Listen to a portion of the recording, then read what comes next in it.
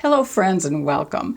Well, the fall pumpkin spice season is definitely in full swing. And if you happen to shop at Trader Joe's, there's absolutely no way you can avoid pumpkin. In fact, in Trader Joe's September monthly newsletter, there are 13 pumpkin products highlighted. Everything from mini spicy pumpkin samosas to pumpkin spice cream liqueur. And for those of us who enjoy makeup, there are even pumpkin-themed makeup palettes. Each new season brings new opportunities to switch up our makeup routine, and I think many of us would agree that fall has an especially gorgeous color palette of beautiful rich shades that can work especially well with a bold lip. The darker hues create a sense of cozy warmth, and they give us an opportunity to mix in some glam. So that's exactly what we'll be doing today. I'll be creating a fall makeup look with products that I pulled from my makeup stash, with one major exception. And that exception is a lipstick I'm very excited to share with you toward the end of the video because it's a dupe that I recently found for my all-time favorite lipstick, which was discontinued. And how often does that happen? And I'll also be using that lipstick as blush. As always, you'll find links for all the products that I'll be talking about today in the description box below, which you can access by clicking on the word more underneath the video. If you use those links, there's no extra cost to you, and it's a wonderful way to support this channel, which I greatly appreciate. Before we focus on all things fall, I want to welcome back those of you who are returning. And if you happen to be brand new to this channel, also welcome.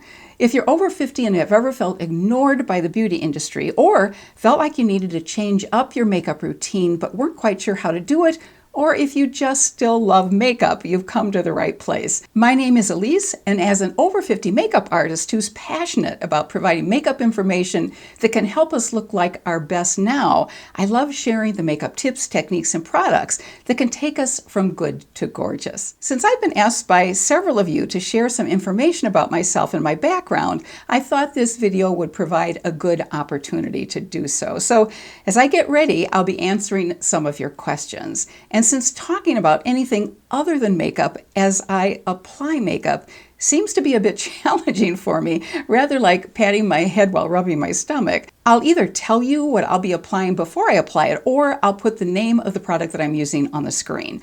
Otherwise, I'll undoubtedly forget to mention the names of the products.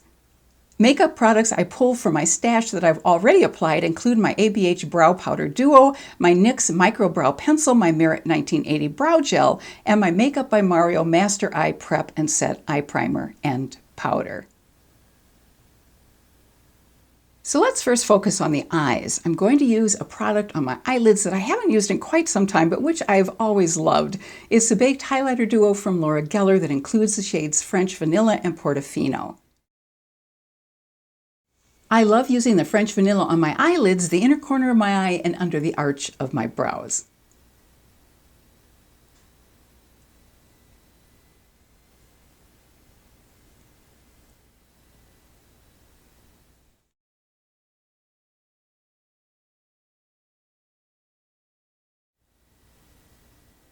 I was really torn about which of these two eyeshadow palettes that I should use today, since I absolutely love them both, and they both scream fall. Natasha Denona's Sunrise palette and her Metropolis palette.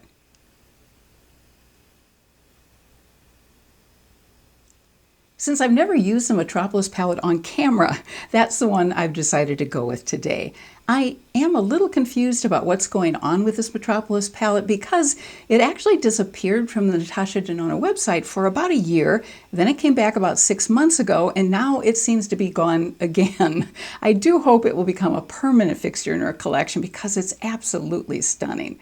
I'm going to start in the crease with the color Rope. Then I'll add a tiny bit of Chrism in the middle and outer part of the crease, and just a small amount of Rhizome, which is a beigey light orange, slightly above the front part of the crease. Then I'll add the dark blue shade Symbol to the outer part of the crease and the eye. So 3 of the questions that I've been asked are, first of all, where I originally hail from.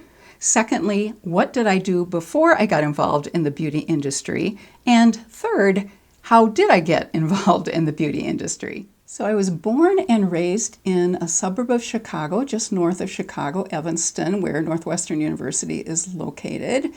really spent my entire life growing up there, fortunately. And then the first time I was really away from home was going to college. I went to Miami University in Oxford, Ohio, which is southern Ohio, really quite near Cincinnati. Beautiful area. Actually, I hate to admit this, but I think the reason that I really went there was because of my sophomore year English teacher who had gone there. And when I went to visit the campus, it was just this gorgeous area of Georgian buildings and rolling hillsides, and I kind of fell in love with it. But it was a great place, and then I later went on and got a master's from Cleveland State University in English, and also a second master's from St. Mary's in Minneapolis in health and wellness counseling. And this is Chrism, which I'm going to put right here. And what I did before getting involved in the beauty industry, I taught English, high school English, and beginning Spanish at a small parochial school in Minneapolis for a couple of years. And I realized after teaching for a couple of years, I probably couldn't see myself teaching the Scarlet Letter for the rest of my life as much as I loved that book. So I started just looking at other opportunities and ended up, by a pure stroke of luck, getting hired at Twin Cities Public Television. I had gone for an interview and was told I didn't get the job, but the person who was offered the job turned it down, and I was the second choice. So I got the job. It stayed for 35 years. I loved it. Loved the creative environment and atmosphere, and had great colleagues. I was very fortunate. I loved what I did. I started out as a coordinator of volunteers for a year, and then moved into underwriting and corporate foundation giving, and then directed the planned giving program, started it up and directed it, which I really love doing. This is Rhizome, which I'm just going to put here at the front. And how I got involved in the beauty industry. Well, so a couple of years before I retired, I was watching a show, which maybe some of you remember. It was on the Learning Channel. It was called What Not to Wear. And it was hosted by Stacy and Clinton. And they helped women who were, mostly women, nominated by friends or family who were, quote, style challenged. And they flew them to New York, gave them $5,000 on a Visa card, helped them shop for clothing that would help them look the best. Now I'm taking the blue color symbol, and I think this flat angled brush is going to work a little bit better to pick this up. But what I found most interesting was that in the middle of the show there was a hairstylist who did a new hairstyle for the woman, and there was also a makeup artist by the name of Carmody who did a makeover. And it was very interesting how she did it. She wouldn't let the person see what she was doing until she turned the person around in the chair to face a mirror for a big reveal. And so often, many of the women, and many of them were middle age or older, were just so amazed by the transformation. Often they had tears in their eyes. Often I had tears in my eyes watching. And there was one woman who came on that especially moved me. And the light bulb went off in my head, and I said, that's what I want to do. I want to help women who are over 50 look their best, because I still feel, I don't know if you'll agree with me, that we're pretty much ignored by the beauty industry and the fashion industry for that matter. And so I read every book I could find in the library on makeup. I watched hundreds of hours of videos. My husband still doesn't understand how I did that. And then I took private lessons from a nationally recognized makeup artist. And for 6 years, I worked part-time as a makeup artist for one of the major cosmetic companies. So it's been a fabulous journey. And while I was working as a makeup artist for that company, I also started my own business, boomerandbeyondbeauty, and started doing in-person classes, individual consultations, which I really loved. And I still do Zoom consultations, which I really love.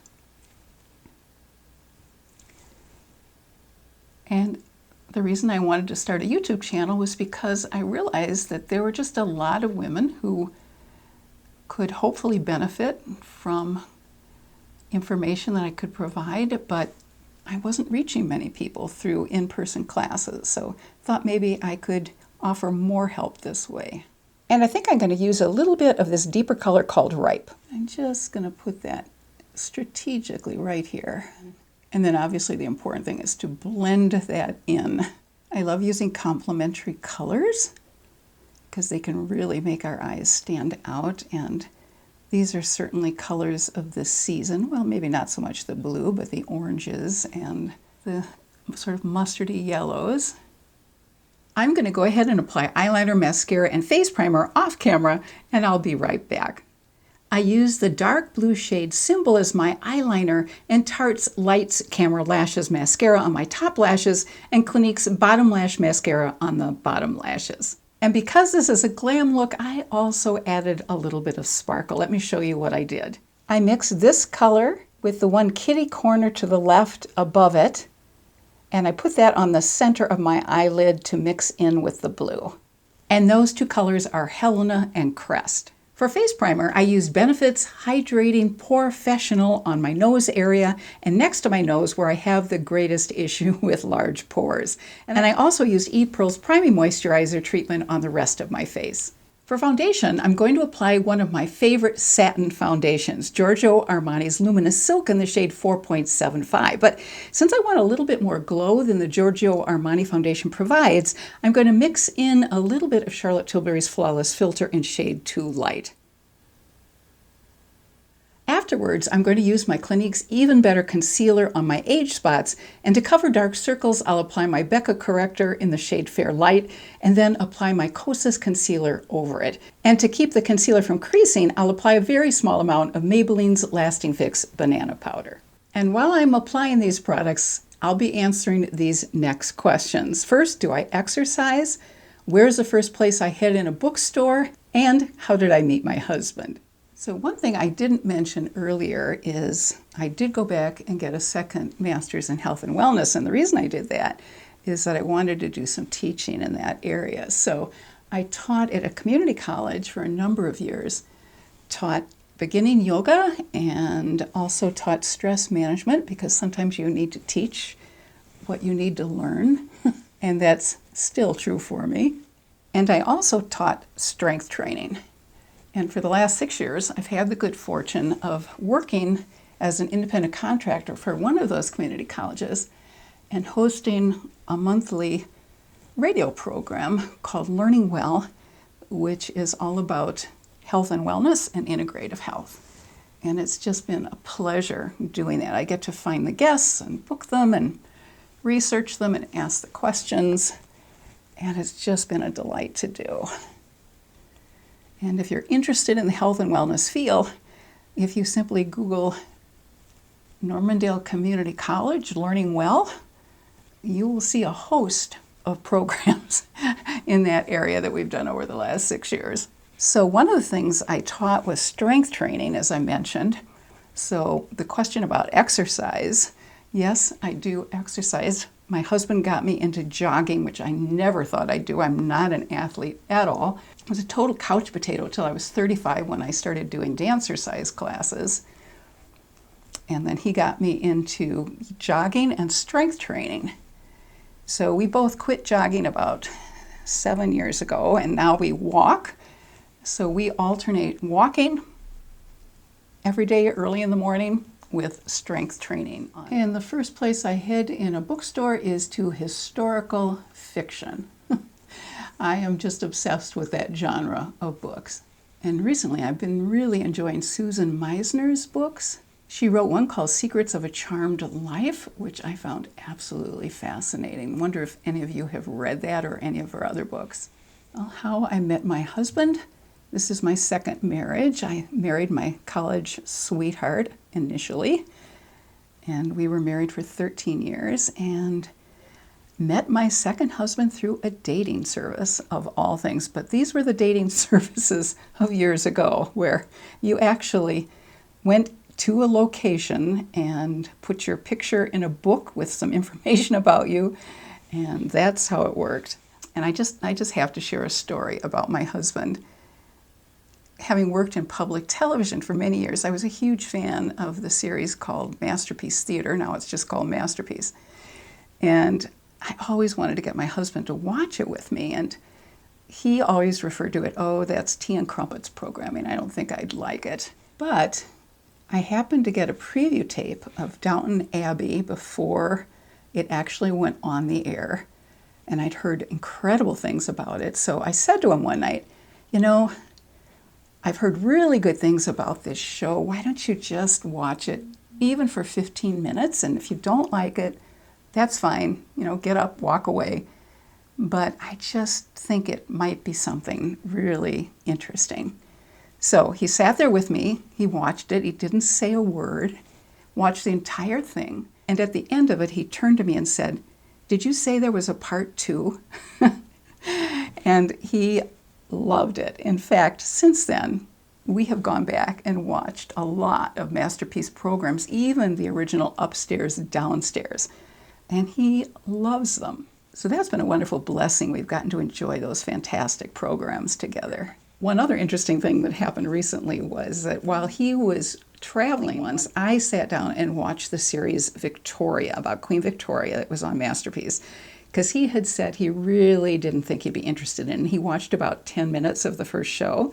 So I watched it and I was mesmerized. And I said to him when he got back, you know, there's one actor in here that I think you'd find absolutely incredible. How about if we just watched the second show in the series? And he did, and he got hooked on it. And we really enjoyed that series as well. And now just patting on a little bit of powder so I don't get creasing. And while we're doing powder, I'm going to add a little bit of Laura Mercier translucent powder to my T-zone where I do get a little bit oily. I'm grabbing a longtime favorite contour from M Cosmetics in the shade Terra.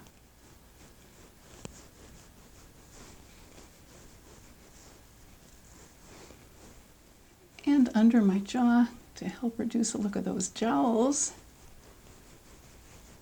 This is my preferred way of applying contour. I like to take a brush and then rub it on top of the stick contour and then rub it into my hand, which makes it disperse evenly over the brush, which makes it apply a little bit more easily.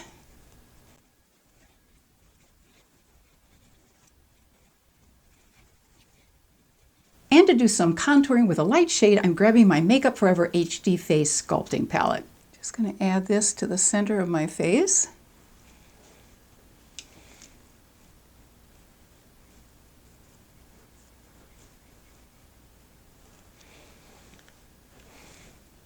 A little bit here,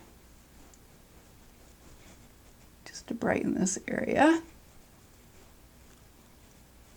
want to make sure I mix this in really well so I don't have a line going down my face. And my marionette lines. Stronger blush is definitely a trend for this fall season. Opting for a bolder blush not only adds color and dimension to our face, but it also mimics the flush we get when we're out and about in fall's cooler temperatures. I'll use the brand new lipstick that I mentioned earlier as my blush. The lipstick is from the brand Chatty London, a brand which I've never tried before, and it's in the shade Electra. And I'm not usually a sucker for packaging, but this is absolutely gorgeous. And it's not quite as dark as it looks in the tube, and as you can see, it has a metallic cast to it. It's a pretty darn close dupe to my favorite discontinued lipstick from Huda, which is called After Fall. In fact, let me show you a comparison. The Chatty London lipstick is at the top and the Huda Beauty lipstick below it, and frankly, I think they're pretty darn close. To make this lipstick easier to apply as blush, I'm going to mix into it just a small amount of my Clinique Moisture Surge. Mixing my Clinique Moisturizer with the lipstick will not only make it glide on more easily, but it's also going to add some moisture to my face, which is a good thing as well. I just have a small container of the Moisture Surge. Just going to put a little bit on the back of my hand, and then I'm going to mix the moisturizer with the lipstick, and then just dot it on. And as you can see, it makes it so easy to apply, and it's not a deep dark color as you might expect because it shears out. And it's always a beautiful look if you can match your blush to your lipstick. That makes everything look more cohesive. And now since I have that moisturizer on, I'm just going to take some lipstick directly from the tube. I'm also going to dot on top of it a tiny amount of this beautiful light lavender blush from Hard Candy called Pop Star.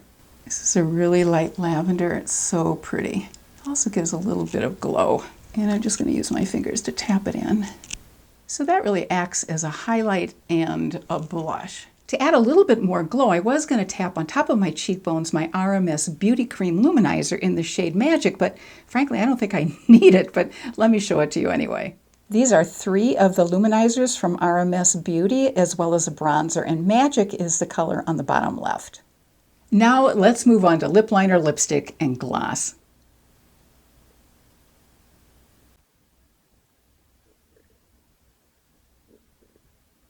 I used my L'Oreal Age Perfect Lip Liner in the shade Perfect Burgundy. This is a L'Oreal matte lipstick that's unfortunately been discontinued. It's called At the Drop of a Matte.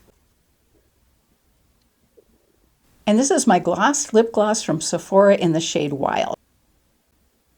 And the 2 final touches are my Hourglass Ambient Light Powder in Mood Light, which I'll apply all over my face. This has a slight lavender cast to it.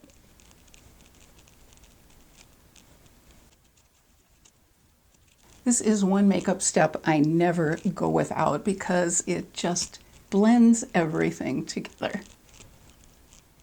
And now I'm going to spray my dampened makeup sponge with my Urban Decay All Nighter Setting Spray and press it onto my face.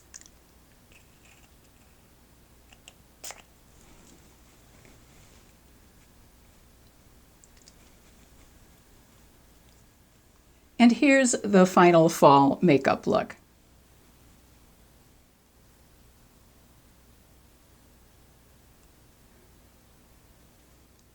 Well, that will wrap things up for today, and if you enjoyed today's video, please give it a thumbs up to let the YouTube algorithm know. And I hope you'll share with me in the comments section where you were born and where you live now. I wish you good health and happiness and hope you have a really fabulous rest of your day. Take care.